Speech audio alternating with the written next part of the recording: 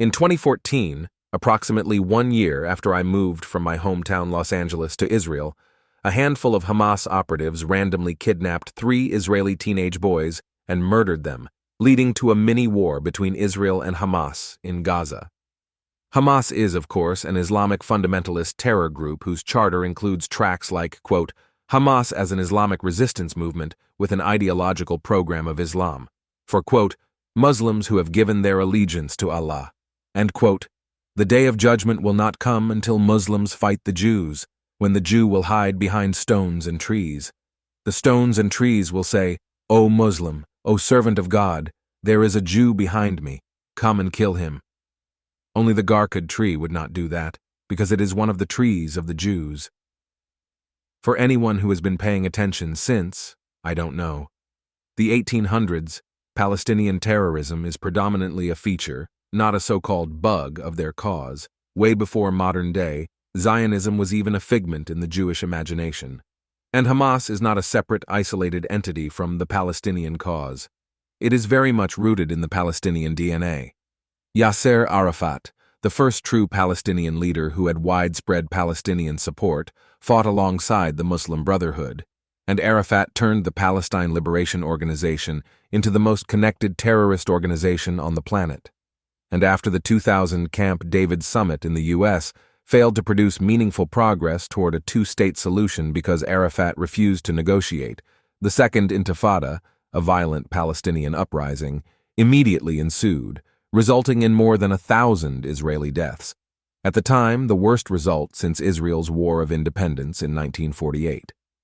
It was at this time that the Palestinian Authority, an extension of the Palestine Liberation Organization, underwent a change, incorporating Islam into its political rhetoric and adding jihad to its agenda. As a result, the Palestinian Authority gained even more support financially and politically within the Arab and Muslim worlds. According to a report from 2001, the amount of money officially donated to the Palestinian Authority during the Second Intifada jumped 80%, from $555 million to more than $1 billion. Islamist-inspired terrorism is, in other words, good for Palestinian business. Furthermore, the countries that truly support today's Palestinians are Islamist fundamentalist regimes, chiefly Iran and Qatar. And everyone knows that Hamas is an outgrowth of the Muslim Brotherhood, which continues to destabilize the Middle East and North Africa. In fact, one could reasonably make the argument that the mainstream Palestinian cause is the Muslim Brotherhood in camouflage. And on the subject of the Muslim Brotherhood, let's hear from one of its ex-members, Mossab Hassan Youssef, who is uncoincidentally also the son of one of Hamas's founders. He recently wrote, quote, This is not a conspiracy theory. This is a Muslim Brotherhood strategy. Targeting universities has been one of their most effective strategies. They infiltrate campuses through an angry cause, then they spread their indoctrination. Resistance by all necessary means, from the river to the sea. October 7th was a justified act of resistance. Hamas are freedom fighters, globalize the Intifada. Hitler didn't finish the job. Their attempts to legitimize global violence and terror as an act of resistance. The useful idiots who have been spreading false allegations of genocide, colonialism, occupation, and apartheid are advocating on behalf of genocidal jihadists who hate the West. The Muslim Brotherhood's shadowy agents are the only beneficiaries from this chaos. To make some Western students believe that there is a hostage situation called Palestine, then to weaponize the narrative to divide the Western society is only one step. What is next? Targeting the economy. End quote. I am not naive or stupid. I know that all Muslims are not terrorists and Jew haters, but many of them are. And even for the ones who are not, a significant amount of these folks who call us Islamophobic when we talk about Islamist terrorism in Western countries or in Israel are awfully quiet when Muslims are killed by Hamas in Gaza, by the Houthis in Yemen, by Assad in Syria, or by the Islamic State in Iraq. In fact, of the 11 million Muslims who have been killed in the Middle East since 1948, the year that the State of Israel was founded, just 0.03% of them have been killed by Israel. So if you are outraged by the mathematically impossible numbers coming out of Gaza, You must be even more outraged by the number of Muslims who have been killed by other Muslims in this region. Otherwise, you are an untrustworthy, maniacal, laughable hypocrite, or simply anti-Semitic, just like the folks who claim to be indigenous and anti-colonialism, while adopting the colonial Roman name for the land they claim to be indigenous to as their identity, and just like the folks who are yelling at other people about an occupation while they forcefully occupy other places, for example, the Golden Gate Bridge, college campuses, airports.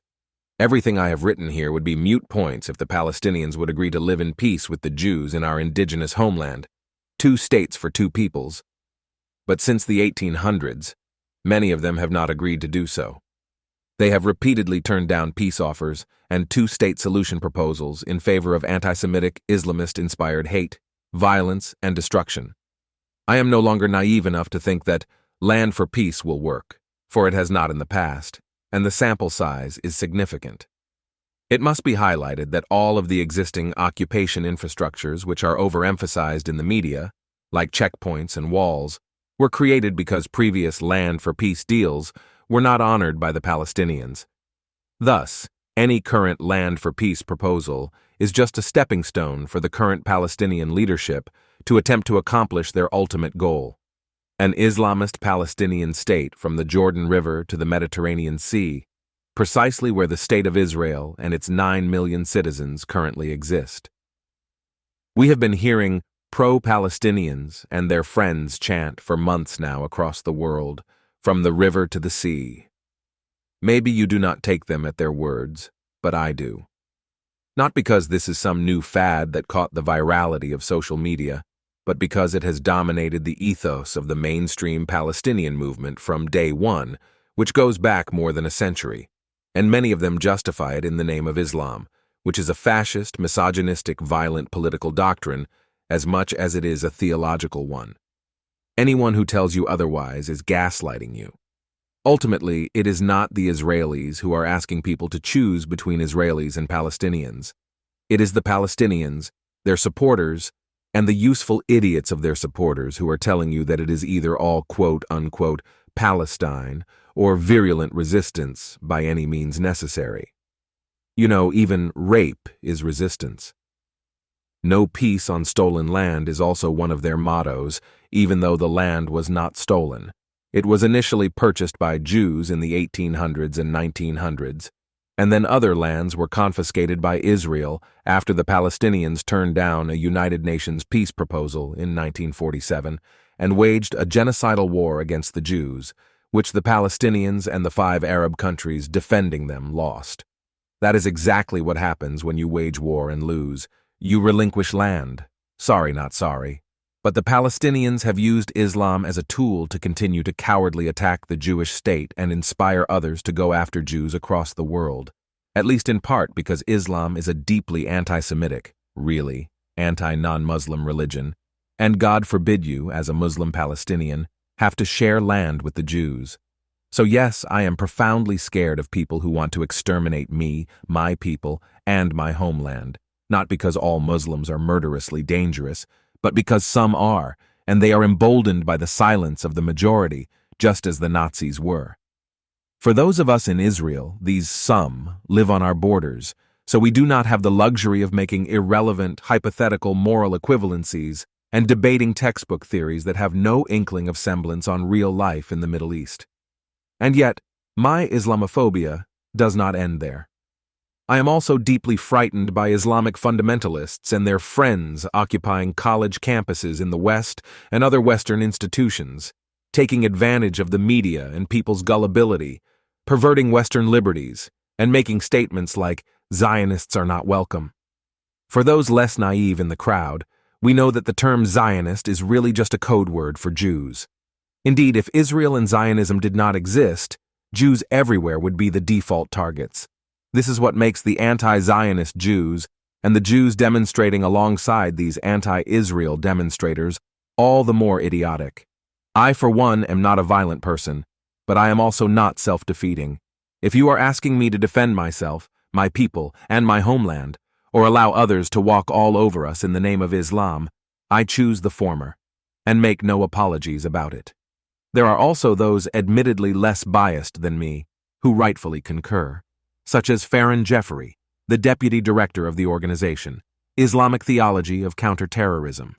He recently wrote, quote, "There are plenty of people like me, non-Jewish and non-Israeli and formerly very pro-Palestinian, who are done with the Palestinian cause. And when I say done, I mean done. No more. Crush it by any means necessary. It's because we have seen this movement very closely. We have heard all their arguments, and we have seen their values, and we have also seen the other side, the side which largely believes in progress, scientific discovery, decency, freedom, and liberty. As pro-Palestinians rage on in the streets and college campuses in the West, they should remember that they are hardening hearts. I lost all and any sympathy for these people long ago. And this isn't about being pro-Israel. Israel can take care of its own business. This is about this movement being a pro-terrorist movement. This is about any future Palestinian state guaranteed to be a terror state. Heck, if Israel agrees to accept a Palestinian state tomorrow, I'm pretty sure I'd be in opposition to that. Because this is about being against terrorism. This is about regional and global security. Israel is simply a very small part of it. This movement has tried to hijack everything it has come in contact with. It has destroyed countless innocent lives on both sides. Any person with 2 brain cells should at the very least look at this movement with deep suspicion. Pro-Palestinians say resistance by any means necessary. But I say fight terrorism by any means necessary.